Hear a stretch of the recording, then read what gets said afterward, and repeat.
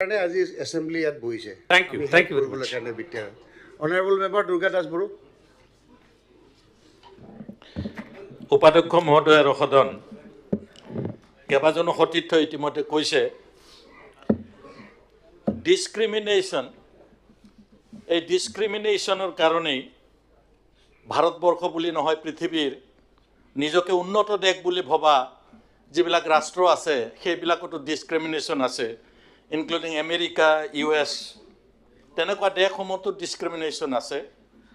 আৰু ভাৰতবৰ্ষত মোৰ আগৰ সতীৰ্থই কৈছে যে ভাৰতবৰ্ষ স্বাধীনতাৰ আগৰ পৰা ভাৰতবৰ্ষত ডিছক্ৰিমিনেশ্যনৰ উপলব্ধি ব্ৰিটিছৰ দিনৰ পৰা কৰিছিল। আৰু সেই ডিছক্ৰিমিনেশ্যনটো আহি ভাৰতবৰ্ষৰ বৰ্তমান কেইবাখনো নতুন নতুন ৰাজ্য হৈছে, ডিছক্ৰিমিনেশ্যন হৈছে বুলি ভাবিছে বিভিন্ন জনগোষ্ঠীয়ে। আমাক ডিছক্ৰিমিনেট কৰিছে, গতিকে সুকীয়া হ'লে বেলেগ ৰাজ্য হ'লে আমি স্বশাসন কৰি পেলাই আমি হয়তো ডিছক্ৰিমিনেশ্যনৰ পৰা ৰক্ষা পৰিম।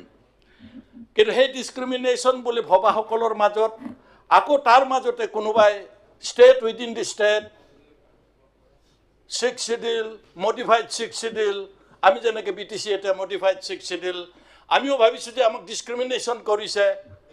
এনেকুৱাকৈ আপুনি আচৰিত হ'ব, যিবিলাক ষ্টেক হোল্ডাৰ আছে, অনাৰেবল ডেপুটি স্পীকাৰ ছাৰ, আপোনাৰ এৰিয়া সেইদিনা কাৰ্বি আংলং আৰু ডিমা হাছাওৰ যিসকল ষ্টেক হোল্ডাৰ আহিছিল, ষ্টেক হোল্ডাৰবিলাকৰ বক্তব্যৰ পৰা গম পালোঁ বিশেষকৈ ডিমা হাছাওত খুব ষ্ট্ৰংলি আমাৰ অনাৰেবল মিনিষ্টাৰো আছে সেইদিনা উপস্থিত, খুব কম বিধায়ক আছিলোঁ আমি উপস্থিত, সেইদিনা থাকিব লাগিছিল বিধায়ক, তেখেতসকলৰ কথা, ষ্টেক হোল্ডাৰবিলাকৰ কথা শুনিব লাগিছিল, নুশুনাকৈ বহুতে বক্তব্য ৰাখিছে।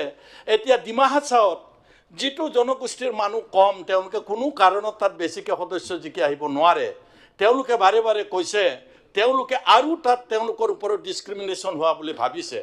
তাৰমানে ডিছক্ৰিমিনেশ্যনটো উপলব্ধিৰ ওপৰত কথা গোটেই পৃথিৱীত হৈ আছে আৰু হৈ থাকিব। কিন্তু তাৰ ভিতৰত আজি যিহেতু অনাৰেবল স্পীকাৰ ডাঙৰীয়াক ধন্যবাদ জ্ঞাপন কৰিছোঁ আমি যে যোৱা 4টা বছৰৰ ভিতৰত 4টা স্পেচিয়েল স্পীকাৰ ইনিচিয়েটিভ ছাবজেক্ট ডিছকাশ্যনত আনিছে, আৰু তাৰ ভিতৰত নিউ এডুকেশ্যন পলিচিৰ ওপৰতো আনিছে, পাৱাৰৰ ওপৰত আনিছে। আজি আমি ভাল পাইছোঁ যে যিদিনা কোকৰাঝাৰত এই 6th শিডিউলৰ ওপৰত অভাৰঅল 6th শিডিউলৰ ডেভেলপমেণ্টৰ কথা আলোচনা কৰিবলৈ আমি ওলাইছোঁ, সেই সময়ত কোকৰাঝাৰত এই BTCৰ এই সভাকক্ষত আজি এছেম্বলিত আজি আমি এইটো ডিছকাশ্যন কৰিবলৈ পাৰিছোঁ।